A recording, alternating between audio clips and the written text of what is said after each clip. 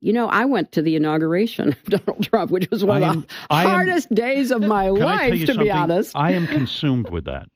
Trump could barely talk after Hillary Clinton offered to help him as president, Clinton says. Watch the interview. Hello, welcome to my YouTube channel Breaking News TV. We are here again with another breaking news.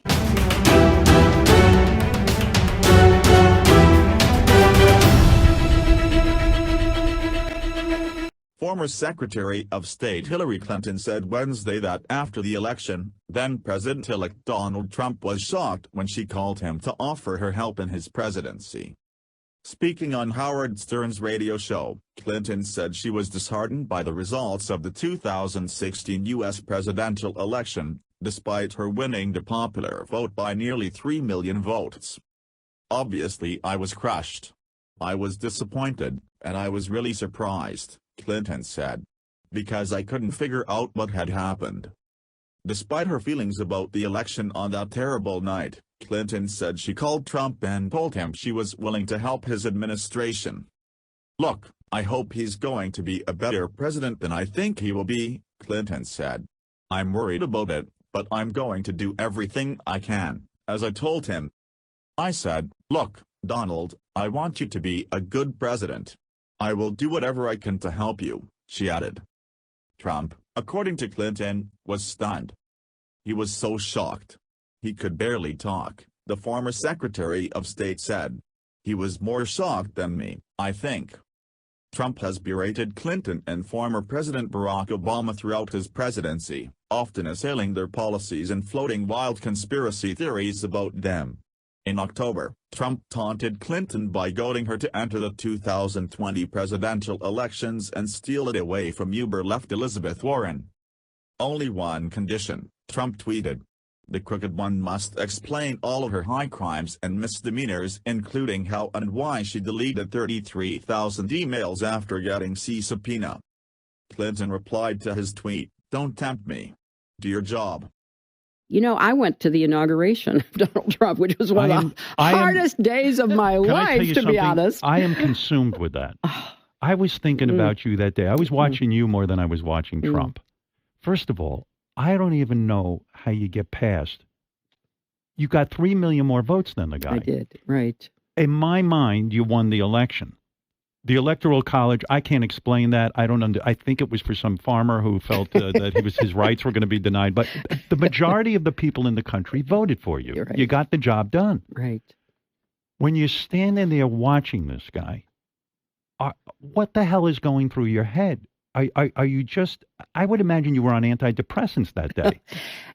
Here's how I felt about it. I mean, obviously I was crushed, I was disappointed, and I was really surprised because I couldn't figure out what had happened. And you hadn't even written a losing speech when you lost that night. You had only had victory in mind. No, and everything was pointed in that direction. So when he's going to be inaugurated, I was going as a former first lady. Right. That was the reason I was there. I was no longer in the Senate. I was secretaries of state don't usually attend, so I was. But your sense of duty is, my husband was president, I was first lady, and this is what we say to the country. There's continuity. That is exactly how I felt, and a lot of people said to me, "Don't put yourself through that. Don't go." And I said, "Look, I ran for president because I love this country. I wanted to serve this country. I thought I would have been a really good president. I want." You would have been spectacular. Well, with all your experience. Yeah, I hope foreign affairs. Yep. But would you be crushing NATO right now? I don't think so. No, we need them. But so you're standing up there. So I said to myself, I said to everybody who talked to me about it, look, I hope he's going to be a better president than I think he will be. I'm worried about it, but I'm going to do everything I can. As I told him when I called him, that terrible night. And you did call him that I did. I said, look, Donald, I want you to be a good president. I will do whatever I can to help you. So, we're in that period. Was he gracious or was he a sore winner? He was so shocked he couldn't, he could barely form a sentence. He was as shocked as you. Right. He was more shocked than me, I think. Wow. He was shocked. Yeah, he was shocked. Right. And so when I got there, go ahead, get out there. You put on the best face possible. And Bill and I are sitting with George and Laura Bush. And then he started on that speech, which was so bizarre. And that's when I got really worried. I thought, wait a minute. If This isn't rational. It's not rational, but it's also it's not politics. It's not what a president does. A president is supposed to try to reach out to people who weren't for him or her.